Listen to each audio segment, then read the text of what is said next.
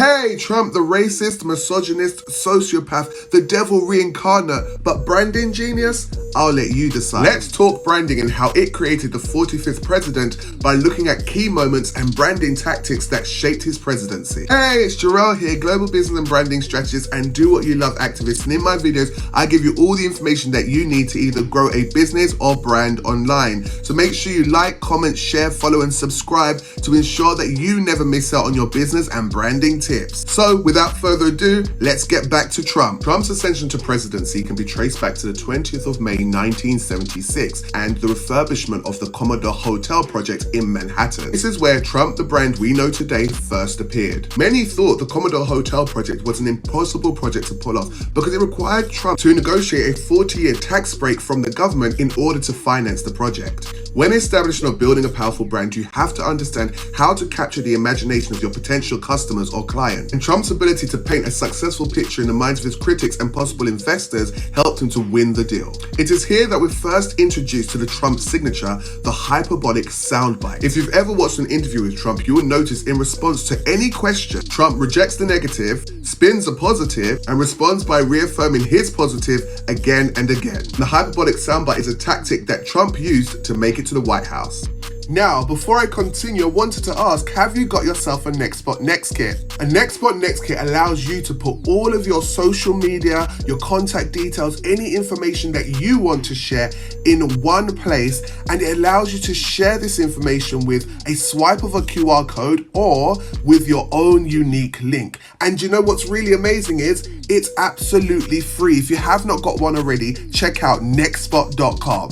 Trump Tower is another significant milestone on Trump's branding journey. The 58-story, 660-foot tall Trump Tower opened in 1983. Naming the building after himself, Trump turns the Trump Tower into a permanent billboard, and due to the magnitude of the project and his ability to court the press, he manages to secure publicity on some of the most prominent networks and in some of the most prolific magazines at the time. So by the 1980s, it seems that the Trump brand, the personal and the business brand, is in good shape. He's managed to associate them with wealth and power. Trump as a brand is known as an all-round good guy. The popularity of Trump's brand takes a hit towards the end of the 1980s as he is caught cheating and his marriage to Ivana ends. It is in this era of his branding journey that we see another much-loved branding principle, the principle of there is no such thing as bad publicity. Because although Trump's personal brand took a hit, he weathered the storm pretty well and used the widespread publicity to boost the business side of his brand.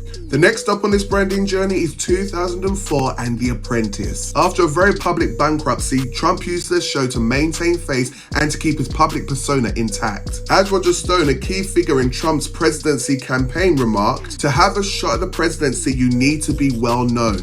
And The Apprentice made Trump a household name. Now, Trump fraternized with the idea of becoming president in 1988, 2000, 2012 before he finally went for it in 2014. So when his name resurfaced again in 2014, many people believed it was just another publicity stunt. However, I believe that Trump had always wanted to become president. However, until 2014, he did not have enough reassurances that he could win. But Twitter changed everything. Until Twitter, Trump only had access to what I call old media, the likes of TV, radio, and billboards. These forms of media use a canon approach. They shoot their message across the airways to a broad audience in the hope that some of the people watching will be interested. However, with social media, things change and it gives us business and brand owners the ability to get into direct communication with our potential fan base. Twitter provided an avenue for a disgruntled, disillusioned part of society to speak to Trump, and once he realized this, he exploited it. And this is where we see a marked shift in the direction of where Trump takes his brand. Because Trumpism is born. The political ideologies that would shape Trump's campaign. For example, Peter Costanzo, a member of Trump's marketing team, talks about the idea of coming up with the infamous building of the wall at the Mexico border. They run it by Trump, who loves it, and so they post the idea to Twitter. It got such an overwhelming retweet response that they decided to run with it. Peter Costanzo says 100 retweets was their benchmark. It is clear that this guy, Jess Ventura, influenced Trump's campaign and election style. The former wrestler successfully campaigned and was appointed governor of Minnesota on November 3rd, 1998. Dean Barkley, Jess Ventura's campaign manager, explained that when Jess Ventura won, that Trump wanted a complete breakdown of their campaign and what led to their win. Now here's the shocker, check this out. Dean explains, people do not remember what you say, they remember how you said it. He goes on to say, hold a rally, hold an event, say some stupid things to get some press. And if you think back to his campaign and his presidency, you will see he stuck very closely to Dean Barkley's advice.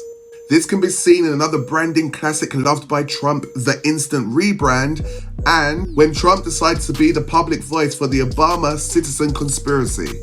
Trump became widely known during the 2016 election and subsequent presidency for his instant rebrand. This is where Trump creates a catchy hook to rename, criticize, insult, or express commentary about media figures, politicians, and foreign leaders. Basement Biden, Sleepy Joe, and Slow Joe, which he used to rename Joe Biden. Trump also made several appearances attacking Obama, insisting that Obama prove his legitimacy by providing a copy of his birth certificate.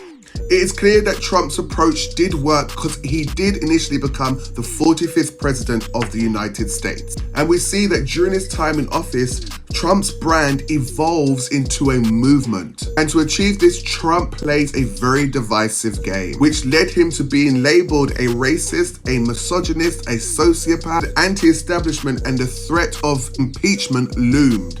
When we look at the trajectory of Trump's journey, this kind of heat was nothing that Trump was not used to. However, what I believe Trump was not banking on was the actual storming of the Capitol.